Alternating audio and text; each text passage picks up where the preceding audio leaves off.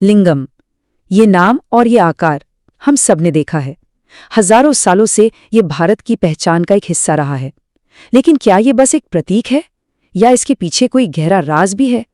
चलिए आज इस प्राचीन रहस्य की परतों को एक एक करके खोलते हैं और देखते हैं कि इसके अंदर आखिर छिपा क्या है। तो सवाल यही उठता है, ये जो प्राचीन चिन्ह है, क्या ये सिर्फ कला है या इसके पीछे कोई बहुत ही उन्नत इंजीनियरिंग छिपी हुई है? यही वो पहेली है जिसे हम आज समझने की कोशिश करेंगे। चलिए इस सफर पर आगे बढ़ते हैं और सदियों पुराने इस राज से पर्दा उठाते हैं। अच्छा, सबसे पहले इसके नाम से ही शुरू करते हैं, ठीक है। संस्कृत में लिंग का मतलब होता है एक निशान या प्रतीक, मतलब एक साइन। हमारे जो पुराने ग्रंथ है ना, उपनिषद जैसे, उनमें इसे उस निराकार शक्ति का सबूत या प्रमाण माना गया है जिसका कोई रूप नहीं है। एक ऐसी सच्चाई जिसे हम देख नहीं सकते, सिर्फ महसूस कर सकते हैं। तो लिंगम की जो सबसे आम व्याख्या है वो आती है इसके सबसे पुराने रूप से। ये है गुडी मल्लम लिंगम। सोच के देखिए, ये दूसरी शताब्दी ईसा पूर्व का है। और हाँ, इसका डिजाइन साफ तौर पर एक फैलिक आकार का है, जिसके कारण इस पर हमेशा से काफी बहस और विवाद होते आए हैं। अब यहां से चीजें और दिलचस्प हो जाती हैं, क्योंकि इसके दो बिल्कुल अलग अलग मतलब निकाले जाते हैं। एक तरफ पुराणों में कहा जाता है कि यह शिव की सृजन शक्ति का प्रतीक है, लेकिन दूसरी तरफ लिंगोद्भव की जो कथा है वो इसे आग का एक अनंत स्तंभ बताती है, जो उस निराकार ब्रह्म का प्रतीक है जिसका न कोई शुरू है न कोई अंत। फिर आता है औपनिवेशिक काल। जब ब्रिटिश मिशनरीज यहाँ आए तो उन्होंने इसे सिर्फ एक अश्लील, एक यौन प्रतीक के तौर पर देखा। और जैसा कि इतिहासकार वेंडी डोनेगर बताती हैं, इस सोच का असर सिर्फ पश्चिम पर ही नहीं पड़ा, बल्कि धीरे धीरे अंग्रेजों के साथ काम करने वाले हिंदुओं ने भी इसके प्रति वही तिरस्कार की भावना अपना ली। लेकिन एक मिनट, जरा सोचिए, अगर ये सिर्फ एक प्रतीक ही है तो फिर हजारों सालों से बिल्कुल एक ही खास आकार में इतनी सटीक बनावट के साथ इसे क्यों बनाया जा रहा है? सवाल तो बनता है ना? और बस यहीं से हमारी ये चर्चा प्रतीकवाद से निकलकर सीधे उन्नत इंजीनियरिंग की दुनिया में कदम रखती है। तो चलिए देखते हैं कि इसका आखिर इंजीनियरिंग प्रोसेस था क्या, एक एक कदम करके। सबसे पहले पत्थर का चुनाव। ग्रेनाइट या बेसाल्ट जैसा कोई सख्त पत्थर चुना जाता था ताकि वो टूटे नहीं। फिर दूसरा कदम, उसकी दिशा। पत्थर को हमेशा सीधा खड़ा करके तराशा जाता था ताकि वजन आराम से बटे और स्थिरता बनी रहे। उसके बाद उसे आकार देना।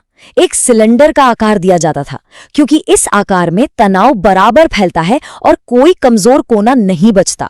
और आखिर में ऊपर के हिस्से को गोल किया जाता था। इससे क्या होता था? इससे तरल पदार्थों का बहाव आसान रहता था और कहीं पर भी ऊर्जा रुकती नहीं थी। तो ये जो डिजाइन है, ये सिर्फ देखने में ही निखुत नहीं है, इसके पीछे ठोस विज्ञान है। देखिए, मटेरियल साइंस। ऐसा पत्थर इस्तेमाल किया गया जो पानी या दूध सोखे नहीं। फिर स्ट्रक्चरल स्टेबिलिटी। इसका सीधा बेलनाकार आकार इसे सदियों तक, यहां तक कि भूकंप में भी टूटने से बचाता है। Fluid dynamics. ऊपर का गोल हिस्सा तरल पदार्थों को बराबर बहने देता है, जिससे पत्थर घिसता नहीं। और थर्मल स्टेबिलिटी। चिकना घुमावदार आकार होने की वजह से गर्मी सर्दी में ये एक साथ फैलता और सिकुड़ता है, जिससे दरारें नहीं आती। हर चीज सोची समझी है। और हाँ, ये सब कुछ अंदाजे से नहीं किया जाता था, बिल्कुल नहीं। इसके पीछे आधार था शिल्प सूत्र का। ये हमारे प्राचीन इंजीनियरिंग ग्रंथ हैं जिनमें सटीक गणितीय नियम लिखे हुए हैं। तो ये सिर्फ विज्ञान नहीं है, ये उच्च स्तर की ज्यामिति भी है। और इसमें सबसे मुख्य, सबसे जरूरी नियम क्या था? एक संख्या, 1.5 से 2, 1.5 से 2। नियम ये कहता है कि लिंगम की ऊंचाई उसके आधार के व्यास से हमेशा 1.5 से 2 गुना ही होनी चाहिए। क्यों? क्योंकि इससे निखुट संतुलन और स्थिरता मिलती है, बिल्कुल निखुट। एक और कमाल की बात, इसे बनाते वक्त जो शिल्पकार होते थे वो इसे अपने मन में 3 हिस्सों में बांट लेते थे। सबसे नीचे वाला हिस्सा जो जमीन के अंदर रहता है उसे कहते थे ब्रह्म भाग, ये नींव और स्थिरता देता था। बीच वाला हिस्सा विष्णु भाग, इसका काम था संतुलन और अनुपात बनाए रखना।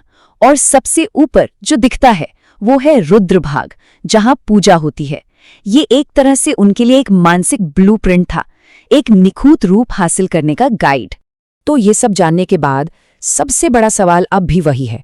अगर हमारे पूर्वज इतने गजब के इंजीनियर और कलाकार थे, तो उन्होंने किसी इंसानी रूप वाली मूर्ति की जगह ऐसा अमूर्त आकार क्यों चुना? आखिर क्यों? इसका जवाब जितना सादा है उतना ही गहरा। आंखों को लुभाने के लिए नहीं, मन को शांत करने के लिए। ये जो बिना चेहरे वाला आकार है ना, ये जानबूझकर ऐसा बनाया गया था ताकि ध्यान किसी रूप पर, किसी पहचान पर, किसी अहंकार पर ना अटके, बल्कि उसके पार जा सके। और ये जो इसकी सीधी खड़ी धुरी है, ये असल में चेतना की यात्रा का प्रतीक है। एक ऐसा सफर जो नीचे भौतिक आधार से शुरू होता है और ऊपर शुद्ध चेतना तक जाता है। हम कह सकते हैं कि ये आंतरिक विज्ञान का, अध्यात्म का पत्थर में उकेरा गया एक नक्शा है। और सबसे हैरान करने वाली बात क्या है पता है? ये प्राचीन विचार आज की आधुनिक भौतिकी से कितना मिलता जुलता है। मशहूर भौतिक विज्ञानी नील्स बोर ने कहा था, जिसे हम वास्तविक कहते हैं वो उन चीजों से बना है जिन्हें वास्तविक नहीं माना जा सकता। लिंगम आखिर में उसी निराकार अदृश्य ऊर्जा का प्रतीक है जिससे ये पूरा का पूरा ब्रह्मांड बना है।